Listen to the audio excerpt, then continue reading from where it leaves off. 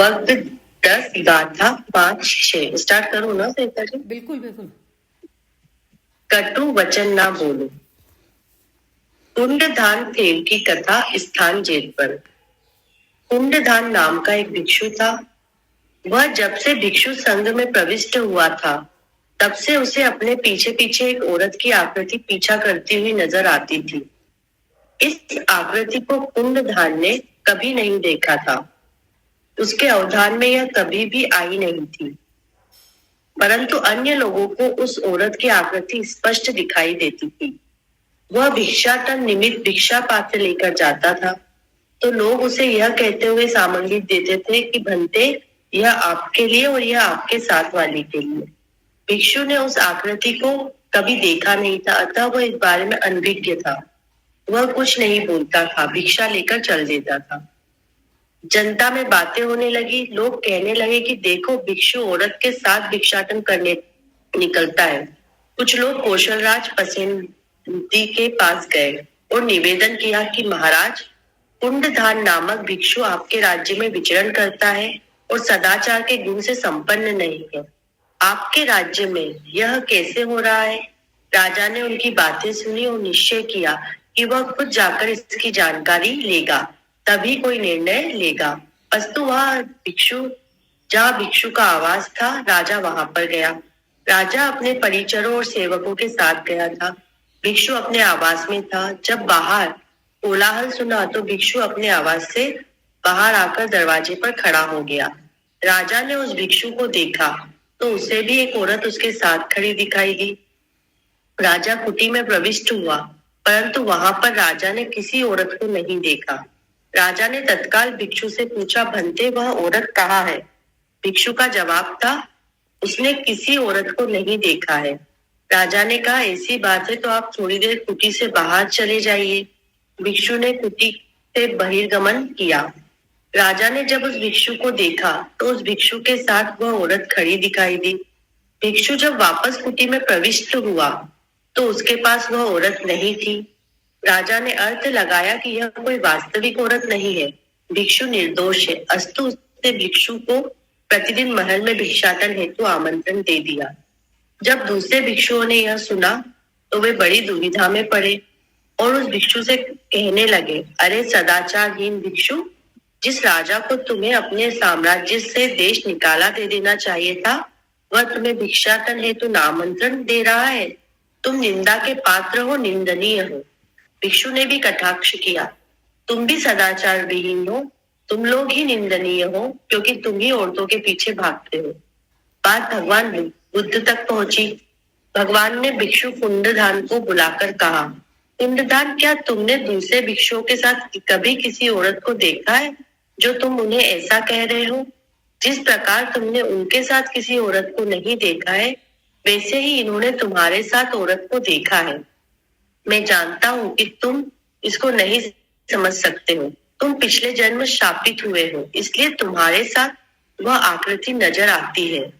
भगवान ने बताया कि पिछले भव में 2 भिक्षु थे जिनका एक दूसरे के प्रति बहुत गहरा लगाव था। वे बड़े मित्र थे, तुम यह नहीं जानते थे, अतः तुम उनके बीच में एक के साथ औरत बनकर प्रकट हो जाते थे। इस पाप कृत्य से इस भव में वह आकृति तुम्हारा पीछा कर रही है। आगे से किसी भिक्षु से जिरह मत करना, शांत रहना। तुम निर्वाण के राही हो, उस मार्ग पर आरूढ़ हो। किसी से कठोर वचन मत कहो। कठोरता से बोलोगे तो दूसरे भी तुम्हें वैसा ही जवाब देंगे। कठोर वचन दुखदायी होते हैं, इससे तुम में हिंसा की भावना पैदा होगी। अगर तुम अपने आप को टूटे हुए कांसे के समान निशब्द कर लो तो तुम निर्वाण को प्राप्त कर लोगे और तुम्हारे लिए प्रतिहिंसा की भावना नहीं रहेगी। इसलिए किंचित मात्र भी कठोर वचन मत बोलो, क्योंकि जिनको तुम कठोर वचन बोलोगे वह भी तुम्हारे लिए वैसा ही बोलेंगे। क्रोध युक्त वाक्य दुखदायी होते हैं, उन्हें बोलने से दंड तुम्हारा ही उल्टा स्पर्श करेगा। अगर टूटे हुए कांसे की तरह अपने आप को निशब्द कर लिया तो निर्वाण प्राप्त कर लिया और तुम्हारे प्रति क्रोध युक्त वचन भी नहीं रहे। भगवान ने इस प्रकार उपदेश देते हुए ये गाथाएं कही।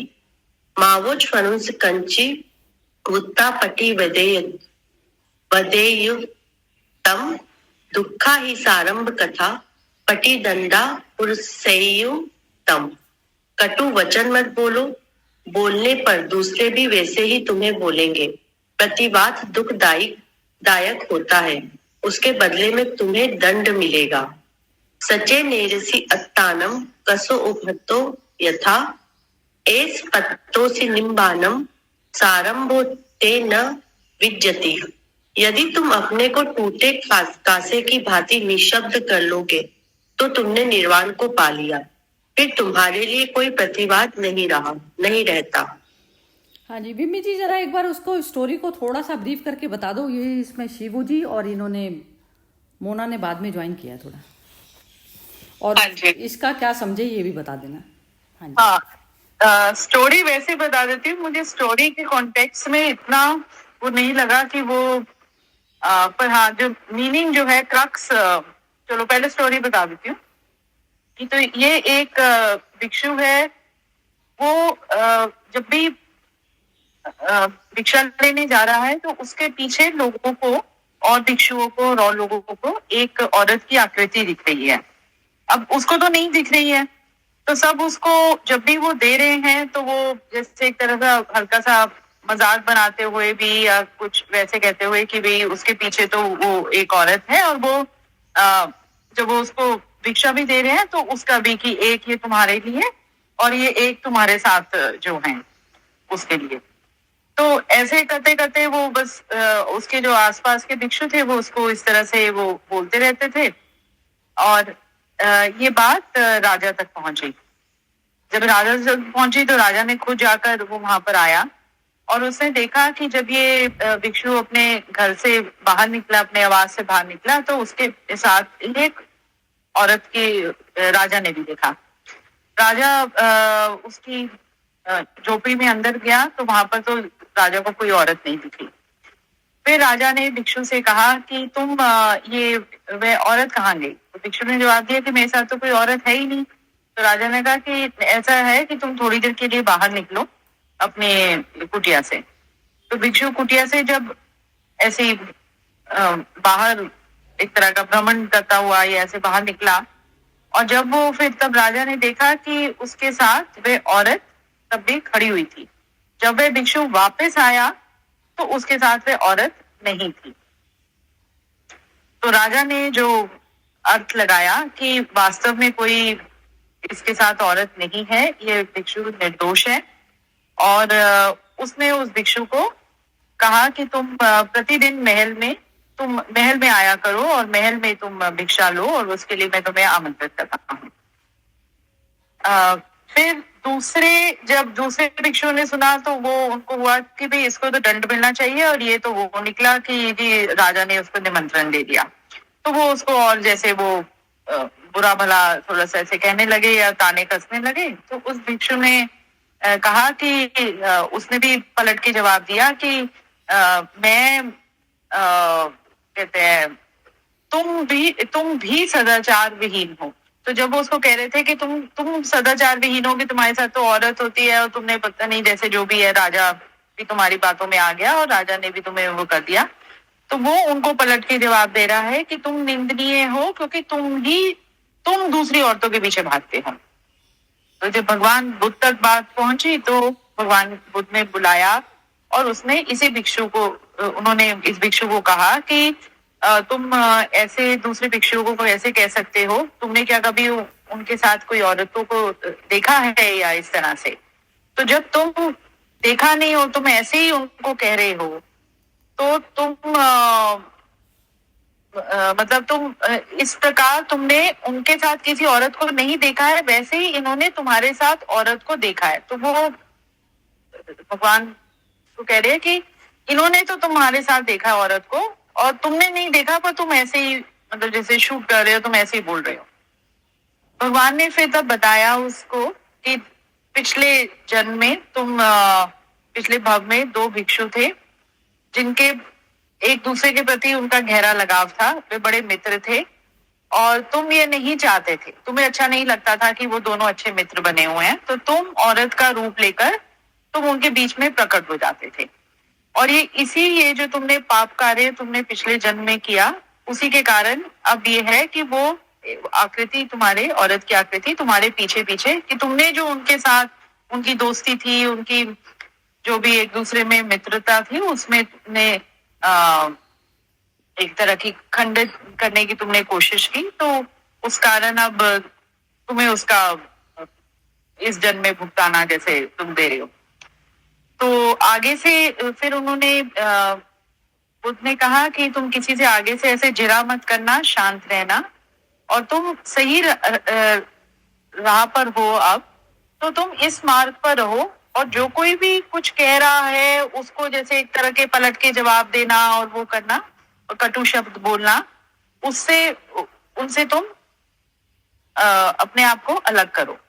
अगर तुम अपने आप को टूटे हुए कांसे के समान निशब्द कर लोगे तो तुम निर्वाण को प्राप्त कर लोगे।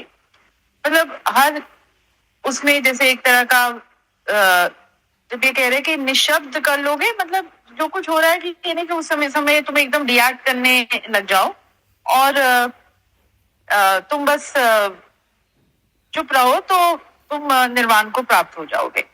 तुम्हारे लिए जैसा तुम बोलोगे, तुम किसी के लिए कठोर वचन बोलोगे तो वो भी तुम्हारे लिए, तो मतलब वही है कि जो तुम जैसे वो कहते हैं ना, जो तुम बोओगे वही तुम्हें, वही पौधा उगेगा। तो जो तुम दोगे संसार को, वही तुम्हारे पास किसी रूप में आएगा। तो जैसे उसके साथ ये हुआ कि उसने स्त्री बन के किया, तो वही वो स्त्री उसके पीछे पीछे इस तरह से वो आकृति दिख रही है।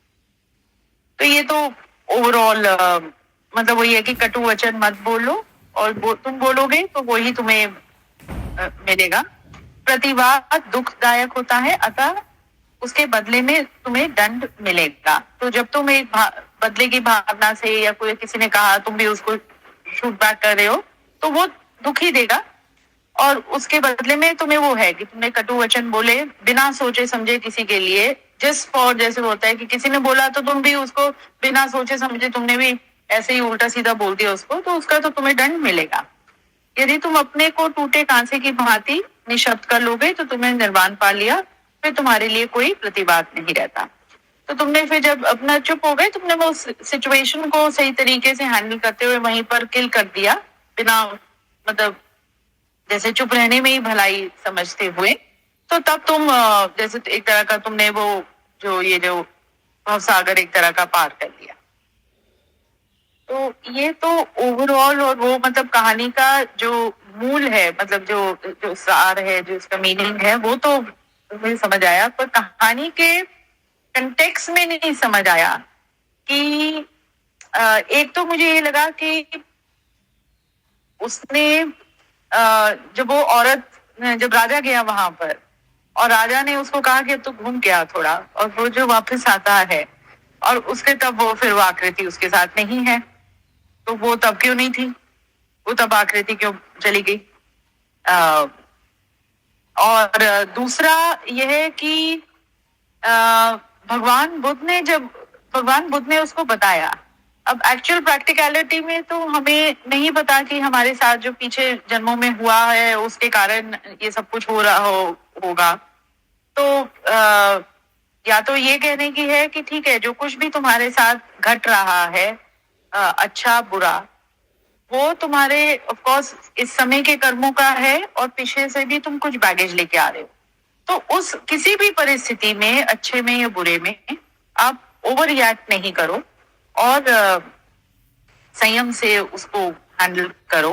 किसी चीज में ज्यादा ओवर एक्साइटेड होने की जरूरत नहीं है, और तो जब तुम ओवर एक्साइटेड नहीं हो और उसको एक तरह से जो तुम्हारे साथ घट रहा है उसको आराम से उसको तुम ले रहे हो, दृष्टा एक तरह का वो बन के, और चुप रह के उस समय मतलब रिएक्ट ना करके, तो तुम फिर उस स्थिति से, मतलब वो जो दुख है, दुख क्या किसी चीज का भी बर्डन, क्योंकि यदि कोई तुम्हारे साथ अच्छाई हुई, उसको तुम कैरी करके उसमें उछलते रहोगे अच्छाई में कि अच्छा मेरे से ये हुआ, तो वो वहाँ भी अहंकार है।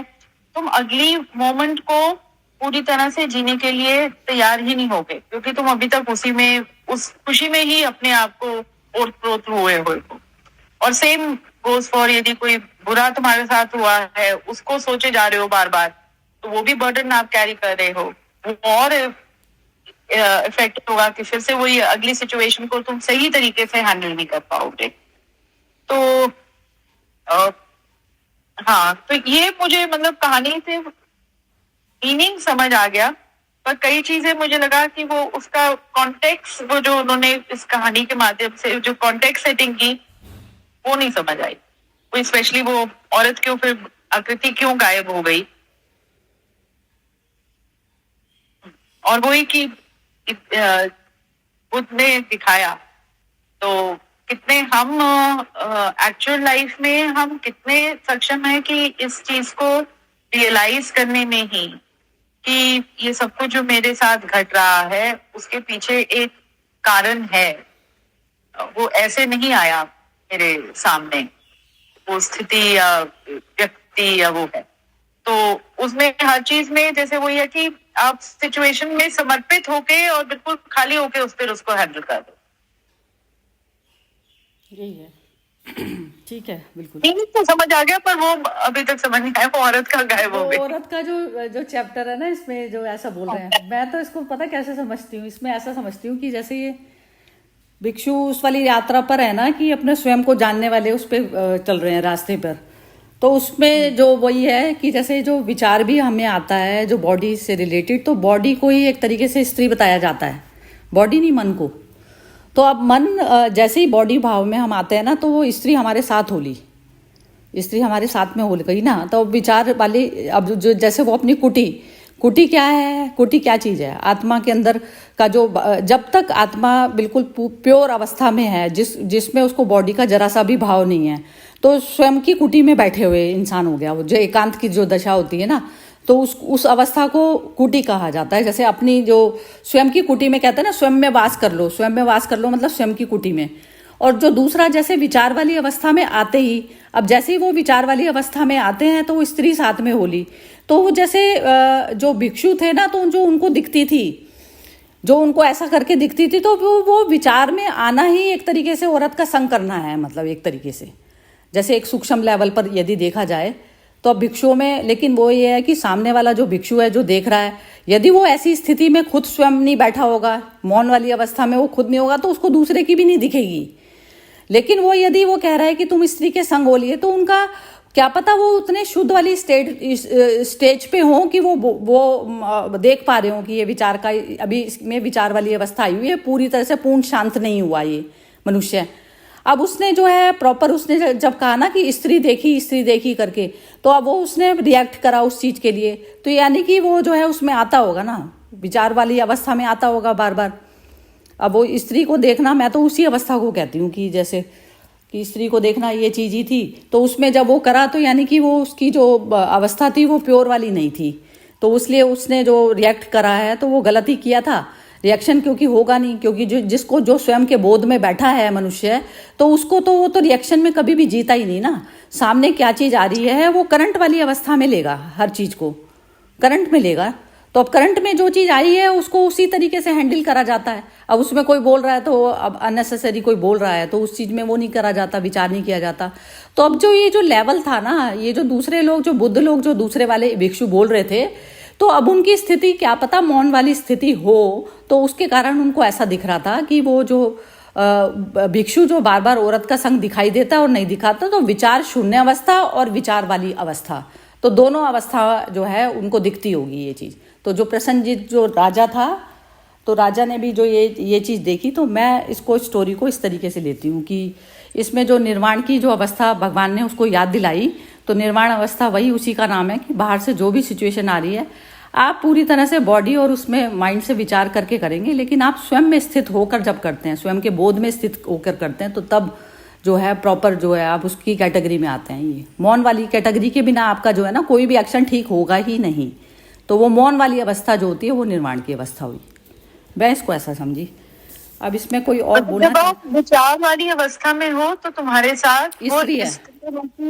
वो मैंने कहा विचार वाली जब आप अवस्था में हो तो आपके साथ वो स्त्री रूपी एक तरह का वो बर्डन साथ साथ चल रहा है, तो उसको निकालना है, मतलब विचारों के बियॉन्ड हाँ आपको हाँ हाँ जाना है। हाँ। विचार ही मतलब स्त्री हो गया ना, क्योंकि शरीर भाव ही तो विचार हो गया ना, और शरीर ही भाव में आना ही स्त्री भाव हो गया।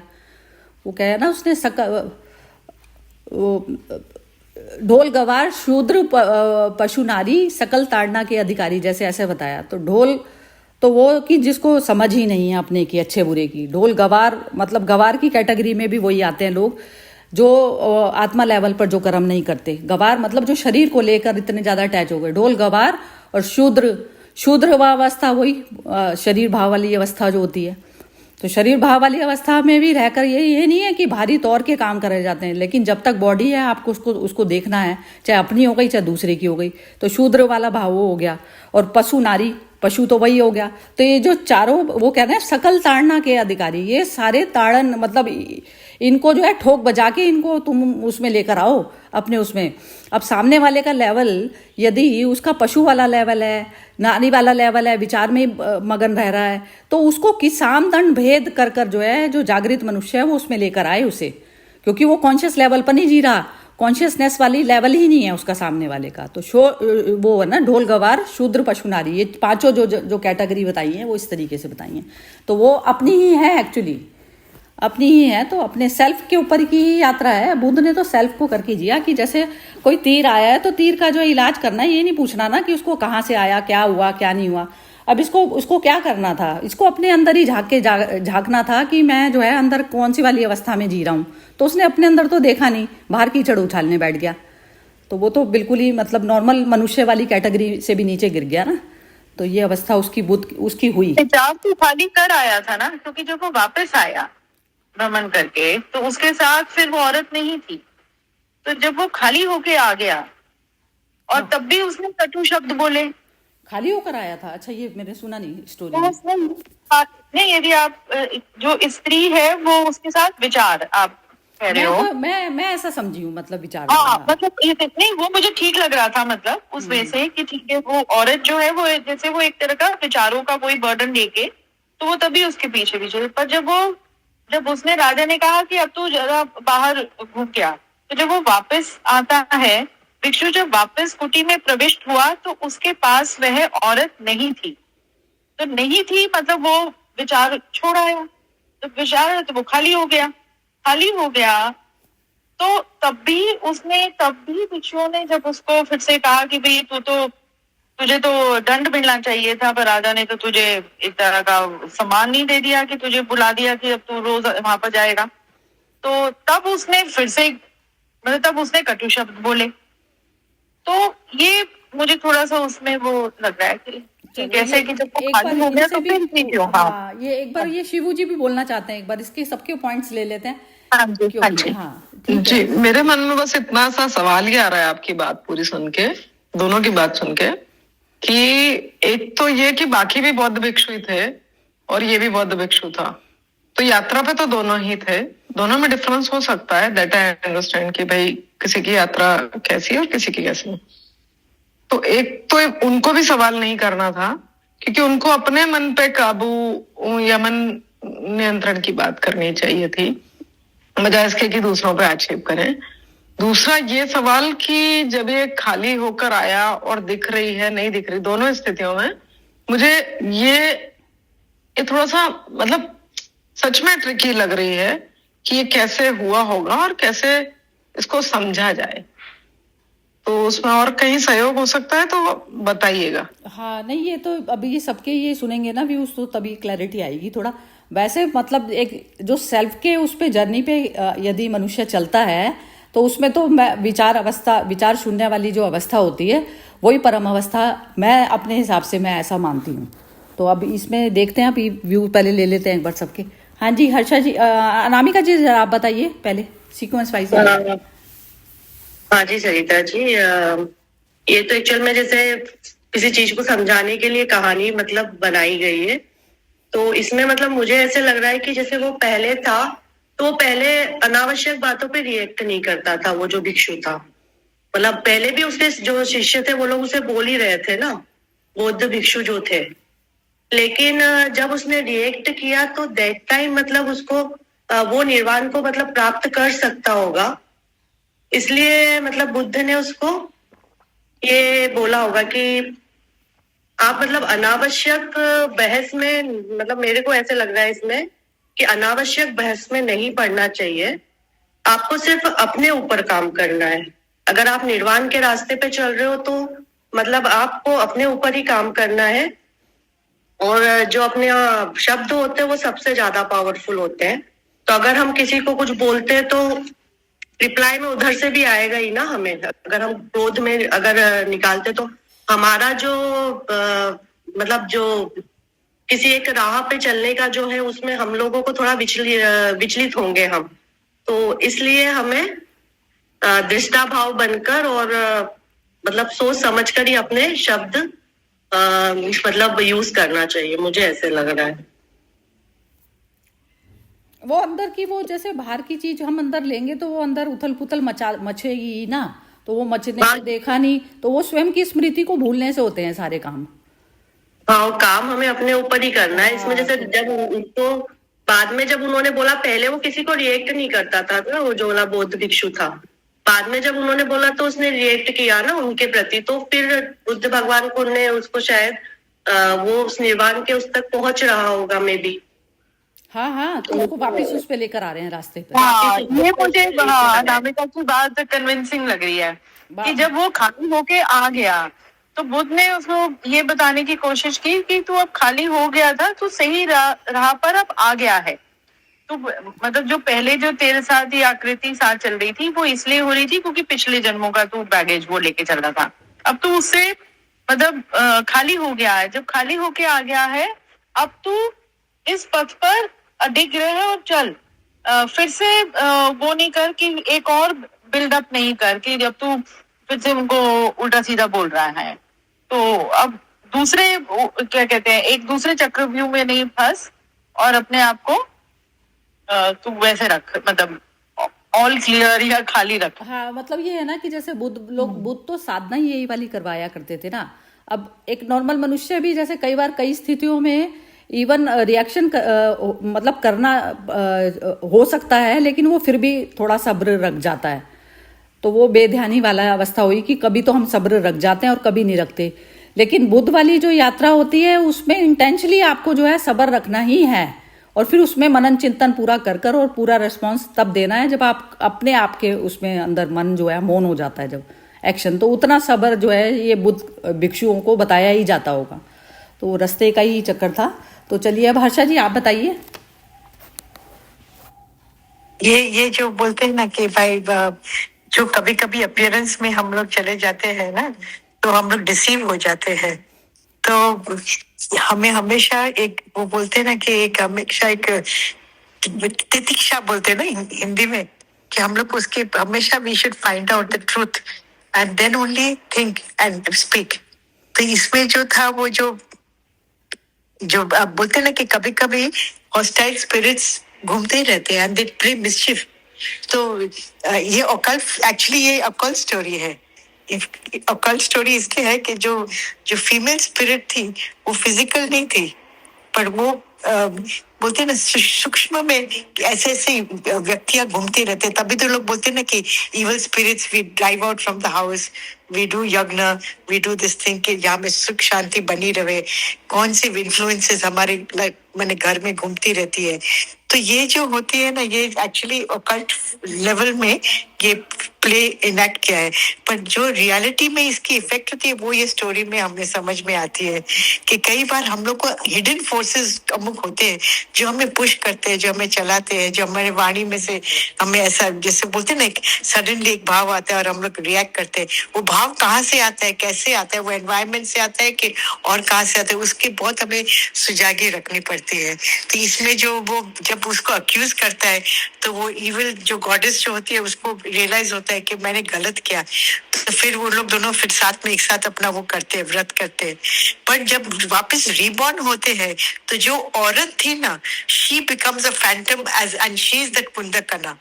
उसको यही she has to go through this journey, and उसको जो निंदा होती है, she is going through the निंदा थ्रू दैट बुद्धिस्ट मॉन्क, उसके फॉर्म में। उनको ये इंग्लिश का मैंने अभी पढ़ा, तो उसमें उसने बुद्धा ने समझाया कि ये जो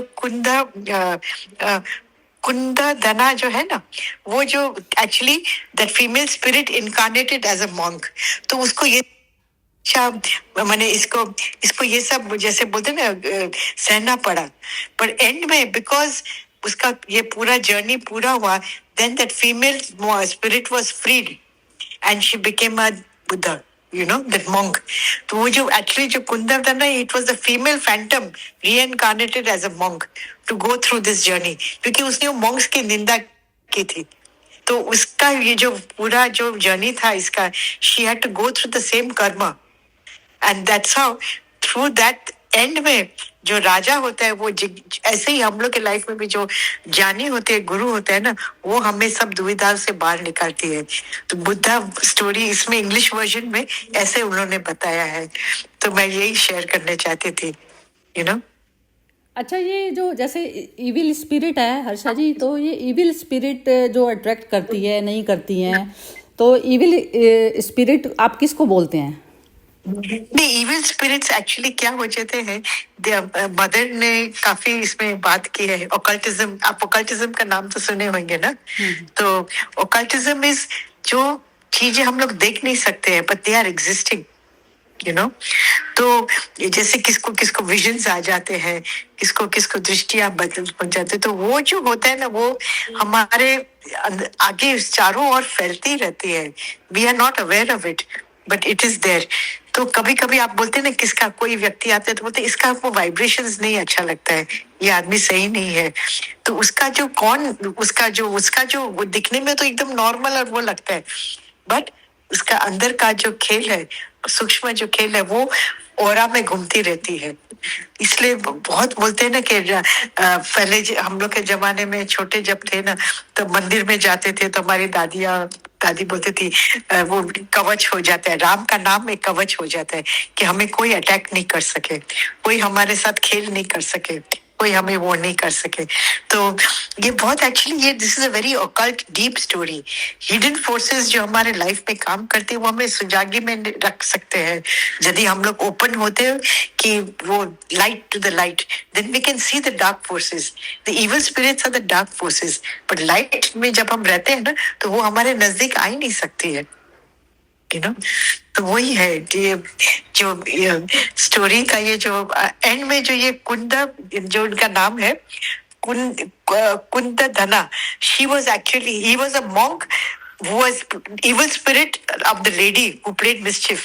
तो उसको कैसे स्टोरी सिखाना, तो he had to go become a monk, and उसको सब निंदा किया।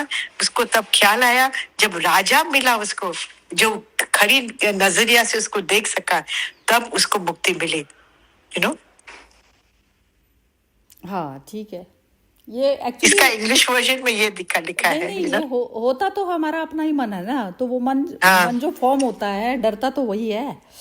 आत्मा को तो कोई डर ही नहीं लगता। तो वो जो जब हम अपने स्वरूप में आते हैं ना, तो फिर हमें जो अपने मन में जो डर, जो हमारे जो शरीर भाव को लेकर जो छुपे हुए होते हैं, तो जो ये जो टेंडेंसी जो होती है ना, जैसे ही मन अपने सोर्स की तरफ जाने की बजाय जैसे ही दुनिया में अटैच होता है ना, तो इविल स्पिरिट उसी अवस्था को कहा जाता है जो मन हमारा बाहरी तौर से जो डरा रहता है।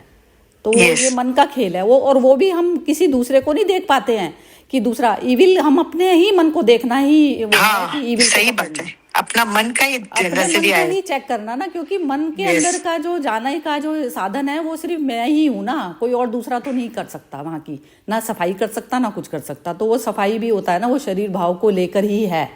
बाकी तो ईविल से डरी किसको होगा, जिसका शरीर से लेना देना नहीं है। शरीर ही एक गिफ्ट की तौर पर है, थोड़े दिन के लिए मिला है, तो उसमें खत्म हो जाती है सारी कहानी। हाँ जी, अब ये बोलेंगी आईफोन, ये उनका, मंजू जी आप हैं क्या आप इसमें? हेलो, हाँ जी मंजू जी आप हैं क्या? आपने ज्वाइन किया है शायद मेरे ख्याल से। हाँ जी, अनम्यूट करके बोलना पड़ेगा। आप अपना इंट्रोडक्शन दे दीजिए जरा। ये आईफोन, चलो ठीक है फिर। अब मोना जी आप बोलो। ये अभी एक्चुअली कॉलोनी में मुझे एक लेडी मिली थी, मंजू उनका नाम है, शायद उन्होंने ज्वाइन किया है अभी, तो उनका पहला सेशन है, तो शायद सुन रही हैं। हाँ जी मंजू, मोना आप बोलो इसके बारे में। हाँ जी, ये मतलब ज्यादा कुछ नहीं, यही एक समझ में आया कि हमें थोड़ा सा सोच विचार करना चाहिए कोई भी एक्शन लेने से पहले। कोई भी मतलब जैसे इसमें भी वही समझ में आया मुझे भी, एकदम एक्शन नहीं लेना चाहिए, अपने अंदर वो चिंतन मनन करके, जैसे कि हम डेली ही जैसे यही डिस्कस करते हैं, हाँ ठीक है, बिल्कुल मतलब एक्शन लेना चाहिए। ठीक है, बिल्कुल बढ़िया। हाँ जी, हाँ मंजू जी, आपने वो किया है, अनम्यूट किया है अपना, आप अपना हाँ इंट्रोडक्शन दे दीजिए आप प्लीज। हाँ, मैं मंजू 30 ब्लॉक में ही रहती हूँ, अभी 1 साल से ही शिफ्ट हुई हूँ। मैं आज सरिता जी से मिली तो मेरे को अच्छा लगा, बाकी अभी मैंने खोला ही है, जस्ट मैंने सुना नहीं है, पढ़ा नहीं है, तो मैं भी कुछ नहीं बोल पाऊंगी। अच्छा नहीं ठीक है, कोई बात नहीं, आप सुनिए, बस ये है कि आप सबसे इंट्रोड्यूस हो गई ना, ये हमारा ये जो कोर ग्रुप यही है, डेली के यही लोग ज्वाइन करते हैं। हाँ जी, हाँ ठीक है, चलिए अभी ये और बाकी कमेंट बोलेंगे। शिवू जी आप बोलिए, आपकी कमेंट वैसे आधी थी ना, अब आधी आप ना पूरी कर दीजिए। हाँ जी शिवू जी, अनम्यूट करके बोलना पड़ेगा। हाँ जी, तो जो आप कह रहे हैं ना, अनामिका जी ने कहा और हर्षा जी ने कहा, मुझे लगता है वही है कि हम मन को, और मोना जी ने भी यही कहा, मतलब सब एक ही बात की तरफ ले जा रहे हैं। और वही सच्चाई भी है कि हम जितना स्वयं मन को देखने का प्रयास करते हैं, तो एविल की जो बात कही थी उस पर भी मुझे बोलना था कि एविल कोई और नहीं है, हम ही अपने एविल और फ्रेंड हैं।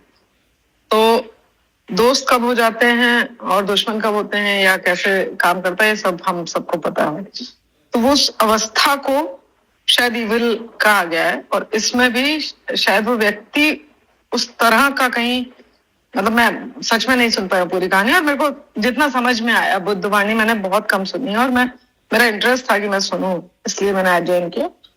तो वो व्यक्ति भी कहीं ना कहीं उसमें विचार भाव में कहीं परिवर्तित हो रहा होगा, और घूम के आया इसलिए परिवर्तित हुआ, ये सवाल अभी भी है मेरे मन में कि घूम के आने पे क्या हुआ। या तो फिर वो अपने मन पर काम कर पाया जितनी देर वो बाहर गया, घूमा, और फिर वो जब वापस आया तो अपने मन को नियंत्रित करके आया होगा, या मतलब है सब मन का ही खेल जितना भी हम देखने जाएंगे तो।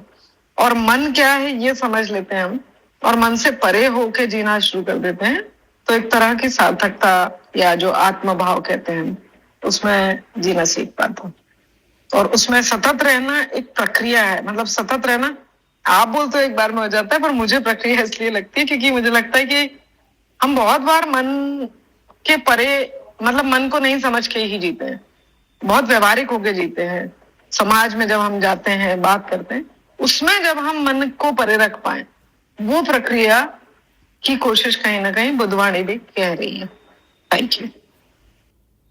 हाँ वही है ईविल, और वो तो जो ये है ना शत्रु और मित्र का तो ऐसा चक्कर है कि जब सोर्स की तरफ पर जाता हुआ मन होता है तो वो अपना मित्र होता है खुद, और जो सोर्स से अलग जा रहा है, दूसरी ऑपोजिट डायरेक्शन में जा रहा है, यानी कि वर्ल्ड की, तो वहां पर तो सब कुछ ही प्रकृति भिन्न है, तो वहां पर वो अपना शत्रु स्वयं का दुश्मन होता है। तो ये हाँ, तो हम शून्य में जाना जितना जितना सीखते जाएंगे, धीरे धीरे वो सब कुछ ठीक होता है। और ये व्यवहार जगत भी धीरे धीरे ना अपनी ये जागृति से ही खत्म होता है, ये खत्म नहीं करना। हाँ, ये जागृति से ही खत्म करा जाता ना कुछ करा जाता, वो समय कुछ में तौर पे आ जाता है, लेवल में आ जाता है व्यवहार कि कितना। हाँ, बट सजगता तो आप ही लाते हो, कॉन्शियस लेवल पे आप जब जाते जाते हो, जितना जितना कॉन्शियस जाते जाते हो उतना उतना दिखाई देने लगता है। हाँ यही है, बिल्कुल यही होती है जी। बस उसमें बार बार ये जाग जाओ कि बस हर वक्त मन को चेक कर लो, बस अपने वो मन चोर की तरह से एक्ट ना कर। पर वो वही तो दिक्कत हो जाता है, 24 घंटे में आप इतने व्यवहार करते हो, दिक्कत नहीं हो जाता, मतलब उतना नहीं देख पाते शायद।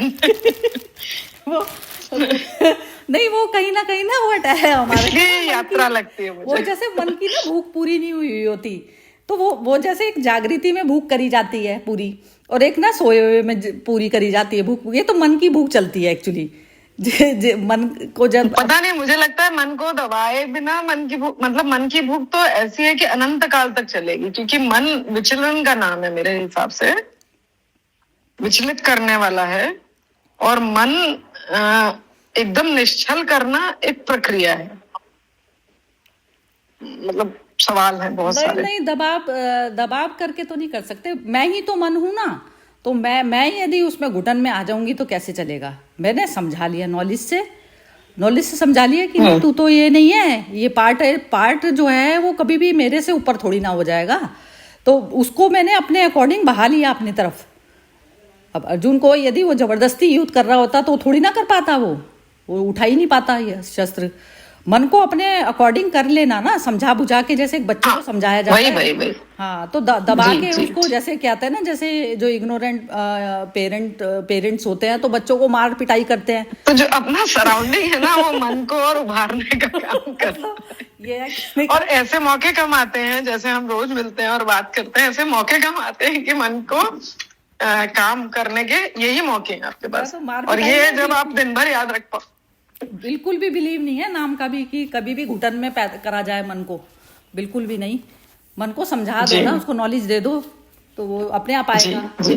तो ये है। हाँ जी, विमी जी कुछ बोल रही हो क्या? हाँ जी। हाँ जी, हाँ, ये कि वही मन, आप जो आपका अंदर चल रहा होता है मन में, वो ही आप आगे वो अट्रैक्ट कर रहे होते हो। जैसे आप कितनी बार देखो कि आपने आप कहते हो ना कि मतलब हम उसके ऊपर कुछ ये सोशल मीडिया पर गए या फेसबुक पर गए या कुछ खरीदने गए, उसके ऊपर ई कॉमर्स साइट पर गए, आपने कितने बार गए कि कैसे इसको कैसे पता चल गया कि मुझे ये चाहिए, या इसको कैसे पता चल गया। वो ही चीजें बार बार आती रहती है। आपने एक आर्टिकल का पढ़ा, आप देखोगे उसके बाद आपको ये आर्टिफिशियल इंटेलिजेंस के माध्यम से आपका सारा वो ही उसी विचार वाले आर्टिकल्स आपके सामने वो दिखाता रहेगा। तो और वो ही आपके हस्बैंड दूसरे कमरे में बैठे हैं, वो दूसरे यदि वो इंग्लिश मूवीज का वो देख रहे हैं या कुछ वो देख रहे हैं, उनको वो यूट्यूब वो दिखा रहा है। आपका है, आप न्यूज का कर रहे हो तो वो आपको आप दूसरे टीवी पर देख रहे हो, वो आपको वही वाले आपके सामने फेंका जा रहा है। तो ये जो मतलब आर्टिफिशियल इंटेलिजेंस किस तरह से ह्यूमन इंटेलिजेंस को उसमें अपने उसमें लेके क्या कहते हैं, आक्रोश में लेके, और वो आपको आपके सामने फिर वही फेंका जा रहा है। तो यही है कि जैसे ही मैंने वो मन में किया, कुछ मेरे वो विचार आया, वो कुछ पॉजिटिव आया, तो वही पॉजिटिव स्पिरिट्स, जैसे जो हम इविल आए या वो ये जो भी हर्षा जी गई थी ऑकल्ट वाला, तो वो है तो वही मन से ही जनरेटेड। जैसे ही मेरे आया वो पॉजिटिव, यदि पॉजिटिव है तो वो पॉजिटिव वाली एनर्जीज हमें मुझे सपोर्ट करने लग जाती हैं। आप ये समझिए ना विमी जी, जो आप कह रही है ना, ये स्टोरी की तरह से ही तो हो गया। हाँ, अब भिक्षु के मन में जो विचार आ रहा है तो वो दूसरों ने पहचान लिया ना, तो एक तरीके से ये इसी तरीके से तो वर्क कर रही है ये स्टोरी पूरी। हाँ। अब जैसे मैं यदि कोई चीज कभी कितने देखिए अमेजोन पे ऐसी देखी, अच्छा ये खरीदने की, उसके बाद मैंने फिर से थोड़ी देर बाद देखा, क्योंकि मेरे दिमाग में वो है, और वो कैसे वो आर्टिफिशियल इंटेलिजेंस बढ़ रही है, मेरे आगे वो चीजें आती रहेंगी।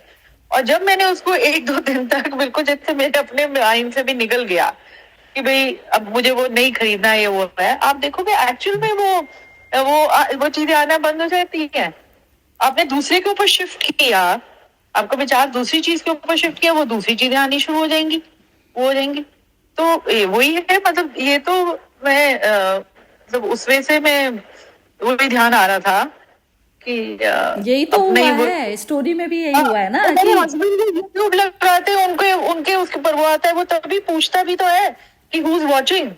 तो उसमें आपके जो 4-5 लोग घर के हैं जिनका आपने नाम डाल रखा है, यदि मैं अपना विमी डालती हूँ तो उसको मेरे विचार कैसे वो कैप्चर किए हुए हैं आर्टिफिशियल इंटेलिजेंस है। उनको पता है कि जी मैं न्यूज वाला देखती हूँ या ये देख रही हूँ या इन आचार्य का देख रही हूँ, वो देख रही हूँ, वो मुझे वो दिखाना शुरू कर देता है। और वही वो यूट्यूब दूसरे कमरे में लगा के देखेंगे तो उनको कुछ और मिल रहा होगा। वो यदि वो स्टैंड अप कॉमेडी देखते हैं तो उनका वो सीधा स्टैंड अप कॉमेडी की लाइन लगा देता है। तो जो आपके विचार है वही वो कहते हैं ना सृष्टि आपको वही दे रही है जो आप लेना चाह रहे हो। मन जो आपको कुर्सी बाहर सुखा दीजिए। हाँ मन क्रिएट कर रहा है आपकी चीजें, हाँ वही कर रहा है सब मन कुछ। की वो मन आपके मन सामने की आ रहा है क्योंकि तुमने ही बुलाया उसको। हाँ मन वो क्रिएट शायद इसलिए भी कहते हैं ना कि जब वो भजन में भी तो है, कौन कहता है कि भगवान आते नहीं, तुम मीरा के जैसे बुलाते नहीं। तो तुम वही है कि तुम्हारे मन में उनको बुलाने का है, तो वो तुम्हारे साथ ही खड़े हैं, वो कहीं वो है, और तुम बुलाते ही नहीं, मतलब तुम्हारे मन में ही नहीं है उनको बुलाने का। नहीं। अभी वो भगवान, हमारी भगवान की लिस्ट में ना वो कपड़े, जूते, चप्पल, हाँ। मनुष्य हर चीज मेरे से ही जनरेट हो रही है, मतलब मैं कुछ भी हो रहा है पर किसी को कह ही नहीं सकती कि भाई तुझे तू रिस्पॉन्सिबल है। भगवान की मैंने लिस्ट तो ही मैं तो कर सबसे दिया। लास्ट नाम है भगवान का, नाम ही नहीं है अभी, पहले उनसे तो जी भर जाए पहले। चलो नहीं, वो उसमें मुझे वो भी ध्यान आ रहा है, वो जो ओशो की कहानी थी कि बलात् कौन कर रहा है, तू ही तो कर रहा है, क्योंकि तूने ही वो चीजें अट्रैक्ट की ना अपने मन में, गलत उसकी, और तभी तेरे साथ हो गया। तू कह रहा है कि जी मैं तो नहीं, ऐसा था, मैंने कैसे कर दिया। तो तुम्हारा वो मन की सारी खिचड़ियां बना रहा है। पुलाव बुलाओ। और जब तक हाँ, याद तो उसका करो कहीं ना, बैक ऑफ द रीजन देखें, सॉरी, हाँ। तो यही है ना कि हमको व्यवहार में यही सब सिखाया गया, ये सिखाया ही नहीं गया जो हम बात कर रहे हैं।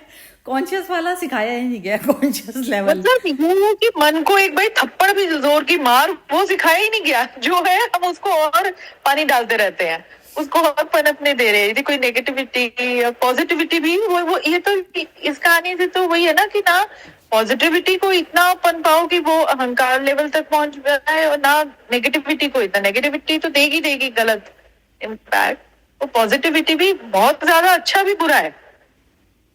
वो ये ना किसी को आप जैसे बहुत ज्यादा अच्छा में एक मुझे आ रहा है कि जैसे अब ये केजरीवाल ने कि जी वो जो कहते हैं फ्रीबीज देना शुरू कर दिया। अरे तुम सोच के अच्छा क्या, तुमने उनको ज्यादा दे के तुमने उनको और वो बना दिया डिपेंडेंट। तो अच्छा क्या, ये अच्छा थोड़ा है। तो ये है कि अच्छा हाँ वही, बहुत ज्यादा भी अच्छे भी बुरा हो सकता है। नहीं, केजरीवाल ने तो जितना भी किया राजनीति के चलते किया, और जितनी भी सरकारें कर रही है वो राजनीति एक अलग मसला है। बट ये अच्छे का उदाहरण नहीं है, क्योंकि अगर केजरीवाल में कुछ भी अच्छा होता तो वो ये करता कि कहीं उनको इंडिपेंडेंट बनाने की कोशिश करता। हाँ, अगर वो मन से कर रहा होता, वो स्वार्थवश कर रहा है ना, आत्मावश नहीं कर रहा। अरे डेस्टिनेशन आत्मस्वार्थ और डेस्टिनेशन किसका क्या है, तो उसको तो वो तो वही रूट लेगा ना। उसका डेस्टिनेशन यदि दूसरा है तो वो, जब उसका परमात्मा वाला डेस्टिनेशन ही नहीं है, उसको शांति मिले या सबके उसमें हो, भले के हित में हो काम, तो वो तो चीज ही नहीं है, डेस्टिनेशन ही नहीं है उसका। डेस्टिनेशन सीट है, वो उसको किसी भी बाय होक और बाय क्रूक बचाना चाहता है।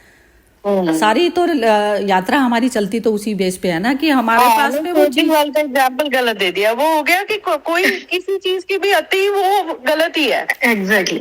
नहीं, अति पर अच्छे की गलत कैसे है, ये मेरे को समझाइएगा कभी समय मिलेगा तो। अभी इस चर्चा को और किसी को करना है तो बड़े नहीं, ये इसमें ना, ये इसमें शिवू जी सोनपाल जी ने बोला था कि जैसे सत्य सबका फर्क है ना। सत्य फर्क इसलिए है कि जैसे दुर्योधन को शांति मिलती है किंगडम को मतलब लेकर, झगड़ के ले, चाहे जैसे मर्जी ले, चाहे जितने मर्जी मरे जिए कुछ भी उसकी बला से, तो सत्य उसके लिए वह है। सत्य वह चीज जो है, हर इंसान का सत्य फर्क है। लेकिन सुप्रीम सत्य की तरफ पर जब तक यात्रा नहीं जाती ना, अब इसको सोनपाल जी बताएंगे आज। सोनपाल जी जरा आप बिल्कुल मौन बन के बैठे हुए हैं, आप जरा बताइए, आपकी बारी आ गई। मुझे एक कहानी याद आ गई ओशो की।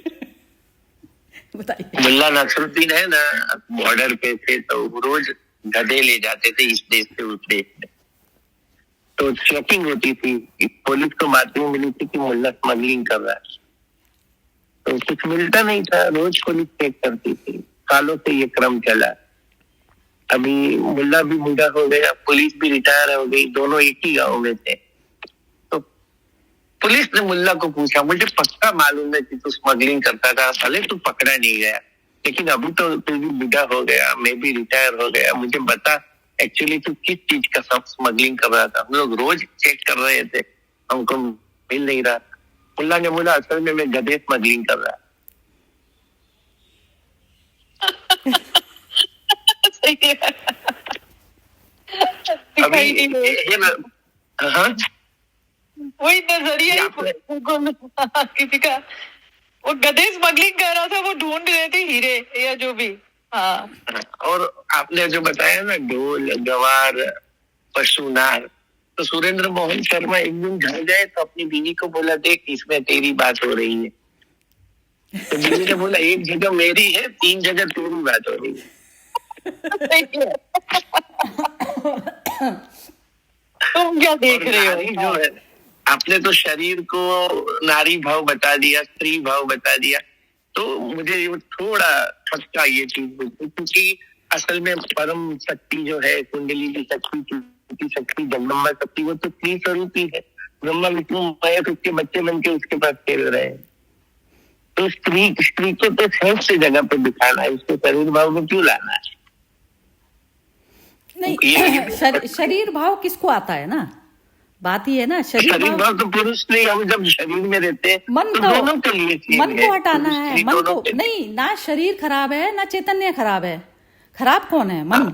तो मन को जो है सामदंड भेद मन पे अप्लाई करने हैं सारे, सामदंड भेद मन के लेकिन लिए आपने कहा बताया गया ना है। सर, कुटी आत्मा है और शरीर स्त्री है। मन को कुटी बताया ना, मन के अंदर में जो आत्मा आत्मा तो आपने कुटी आत्मा बताया तत्व को उसको भेद कर दिया ना आपने, यदि तीर से उसको भेद कर दिया ना, पहले आप आत्मा भाव में कॉन्शियसनेस जो प्योर लेवल पर आती है वो आती है। मन बीच में जो है मेन तो सारा हर्डल मन है।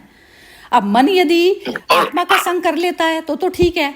अब उसको सामदंड भेद ये है कि मन से ओवरकम हम कैसे करें, क्योंकि मन भी तो मैं ही हूं। मन मेरा क्या है, जब मैं आत्मा भाव में भूल रही हूं, मैं अपने आप को स्वयं को भूल रही हूं तो मैं मन में आ गई।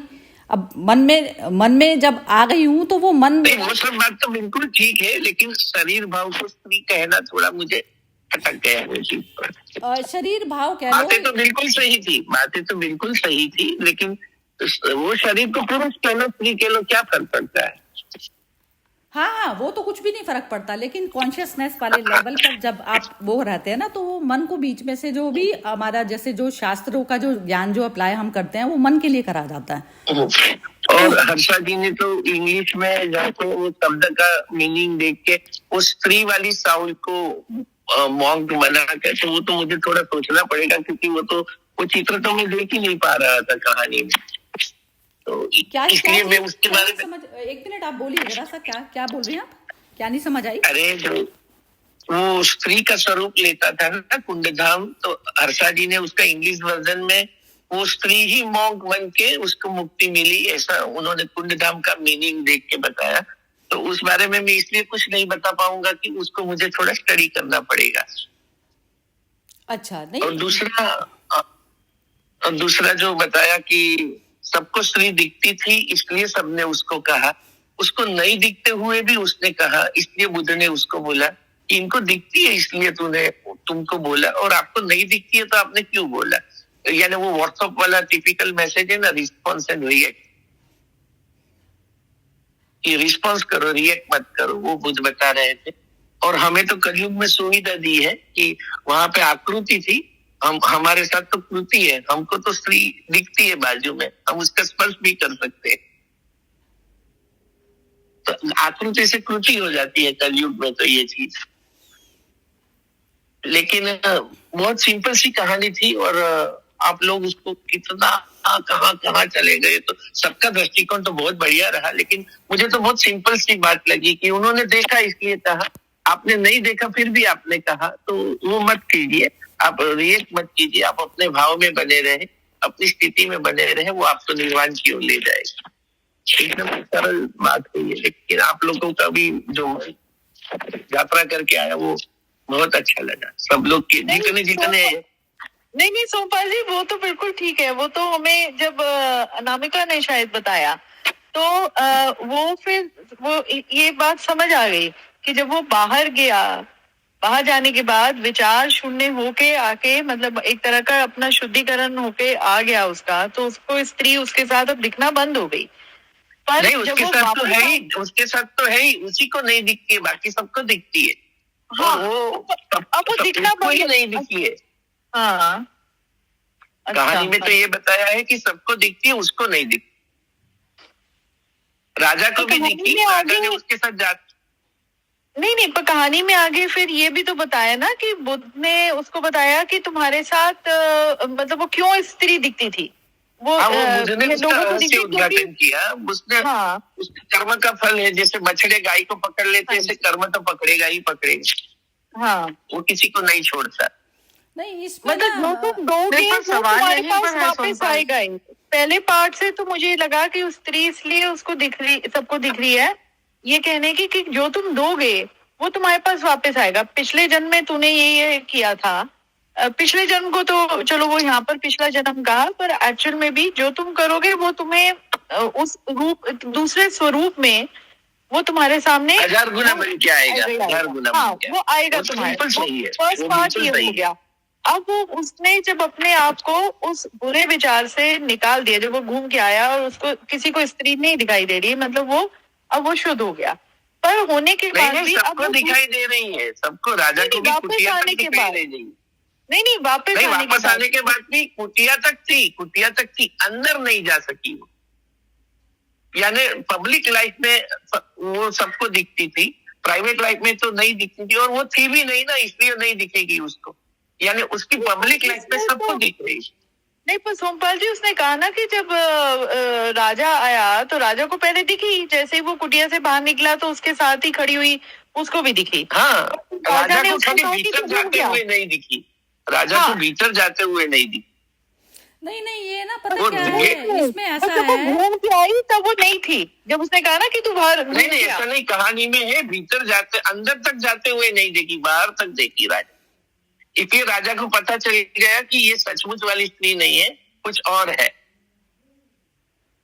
नहीं, मैंने ये भिक्षु ने समझा, मेरी कुटी समझ से नहीं आया। भिक्षु ने कुटी से ब्रह्मी गमन किया। राजा ने जब उस भिक्षु को देखा तो उस भिक्षु के साथ वे औरत खड़ी दिखाई दी। भिक्षु हाँ, जब वापस आया वापस तब भी। कुटी में वापस कुटी में प्रविष्ट हुआ तो उसके पास वे औरत नहीं थी। यानी कुटी के अंदर नहीं जा सकती थी वो औरत, बाहर तो सबको दुनिया में दिखेगी, सबको दिख रही थी, तभी तो वो डबल भिक्षा दे रहे थे घर वाले की, आपके लिए और आपके साथ जो स्त्री है उसके लिए। जैसे ये राजा को पता है भी क्या है दिक्कत सोनपाल जी, एक मिनट, बिम्मी और सोनपाल जी एक मिनट दोनों आप ये समझिए कि जैसे कि अब ये जो बिम्मी जी ने अभी जो फ़ोन का उदाहरण बताया था, तो उसमें उन्होंने ये बताया कि जो हम सर्च कर रहे होते हैं वही चीज़ें जो है हमको सामने वाला देने लग जाता है, चाहे मोबाइल हो गया, कोई भी चीज़, कंप्यूटर हो गया, कुछ भी।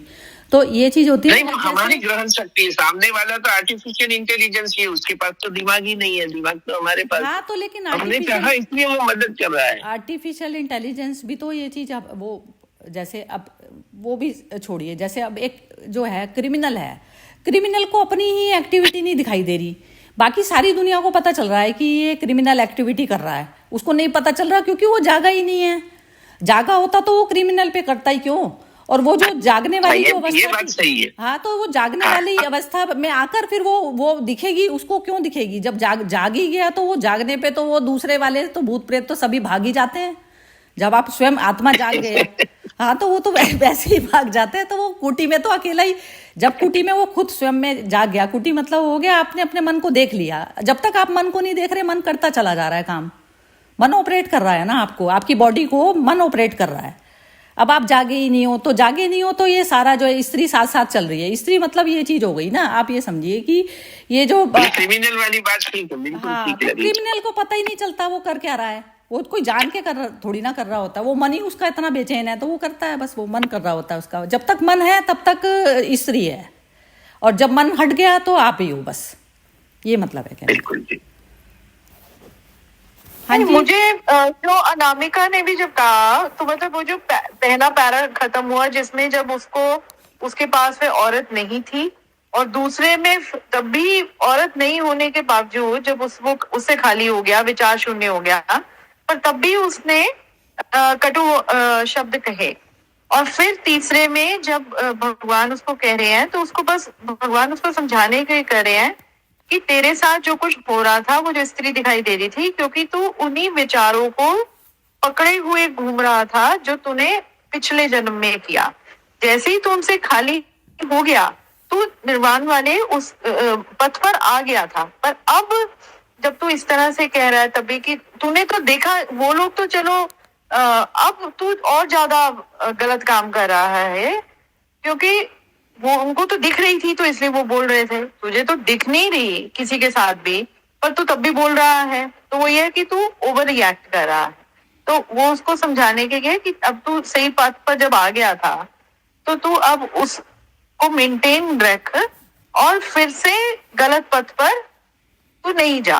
तो उसकी जैसे उसके वो क्या कहते हैं ना, उसको सब कुछ दिखा दिया दृश्य कि पहले तेरे साथ ऐसा इसलिए हो रहा था, दूसरा तुमने ठीक होने के ऊपर फिर तू गलती करना शुरू हो गया। मतलब अभी तू बीमारी से बाहर निकला ही था कि तूने फिर से कि अब तो मैं ठीक हूँ, फिर तू पेट भरना भर के खाए जा रहा, फिर तू शुरू हो गया अपने उनके ऊपर। तो कम आउट ऑफ दैट। तो ये मुझे समझ आया कि जो हमारे साथ होता भी है, हम अपने आप को ठीक करने की थोड़ी सी वो जैसे कुछ है रियलाइजेशन होती है, वो आते हैं। या जैसे अब वही देख लो ना कि जब हम कोई खाने के ऊपर अपना थोड़ा सा रिस्ट्रेन करते हैं या जिम कर रहे हैं तो उसमें, और उसके बाद जिम करके आए, चलो जिम करके आए और जो ठीक है जी अपने आप को ठीक रखने के लिए मैंने किया या एक्सरसाइज की एंड ऑल दैट, उसके बाद आप फिर से भर के खाना शुरू कर दो। तो फिर वो वही कह रहे हैं ना, फिर उसका तूने जो एक्सरसाइज की उसका क्या फायदा, तूने भर लिया फिर से दोबारा भरना शुरू हो गया। तो एक तू सही होना शुरू ही हुआ था, फिर तूने गलत पथ पर आ रहा है। तो वो उसको कह रहे हैं कि नहीं कर तू। तो आपको कैसे पता चला मैं ठीक हो रहा हूँ और खाने के लिए जीत कर रहा हूँ?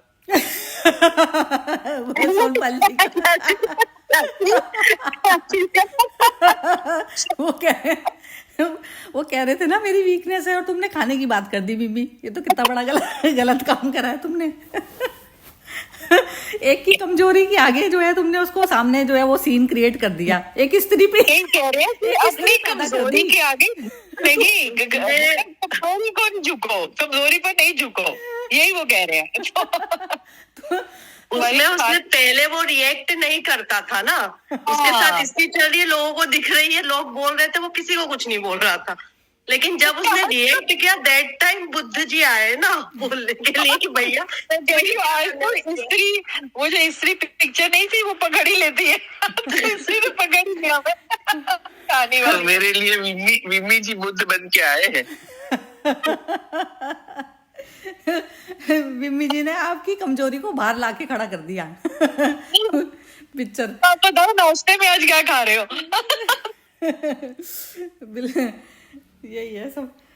लेकिन कुछ मैटर नहीं करता वैसे, कुछ भी खाओ पियो कुछ मैटर नहीं करती है कुछ भी चीज। आपको बस वो है ना, उसमें नहीं रहते हो तो कुछ नहीं है। नहीं, ये वाली बात में सरिता जी आपने सही बोला, क्योंकि अभी मतलब जब ये खाने पीने की बात हुई तब मुझे मीरा जी का उदाहरण याद आ रहा था कि उनने तो विष का प्याला भी पिया था ना, तो वो भी उनकी बॉडी में रिएक्ट ही नहीं किया। नहीं, आपकी डाइजेशन पावर इतनी मजबूत है ना, आत्मा तो सब कुछ ही डाइजेस्ट कर जाती है ना। वो कहती है जो भी आ रहा है सृष्टि से आने दो, हर तरीके की चीज को डाइजेस्ट करने की पावर होती है। तो वो पावर आ जाए तो बात ही अलग है ना। वो पावर वो अपने उससे होता है बस, रिमेम्बरेंस। इसमें रिमेम्बरेंस नहीं तो वो कहानी नहीं है नीम करोली बाबा की कि वो कहते वो जो उनके आया था, ये बाहर से आया था, वो ड्रग्स प्रोफेसर था, वो ड्रग्स के ऊपर। हाँ वो राम थे, राम थे वो रामदास। हाँ, तो उन्होंने उनको पूरा खा लिया, इन्होंने उनको कुछ भी नहीं हुआ। नहीं होता, जो चेतना में रहता है ना उनको नहीं, उनको एनेस्थीसिया का भी असर नहीं होता, बहुत कम देर के लिए होता है, बहुत कम टाइम के लिए होता है उनको। बहुत जैसे कभी उनकी सर्जरी वर्जरी भी करनी पड़ जाए ना तो एनेस्थीसिया उनको नहीं करता है असर। वो इतनी जागृत वाली स्टेट आनी चाहिए हमारी, वो धीरे धीरे आती है। कोई नहीं, उसी जर्नी पे चल रहे हैं। चलिए, बहुत ही बढ़िया सेशन रहा और काफी लंबा हो गया। चलिए खत्म करते हैं आज का। मंडे मिलते हैं, फिर मंडे है गीता सेशन। ओके जी, जय श्री कृष्णा। जय श्री कृष्ण।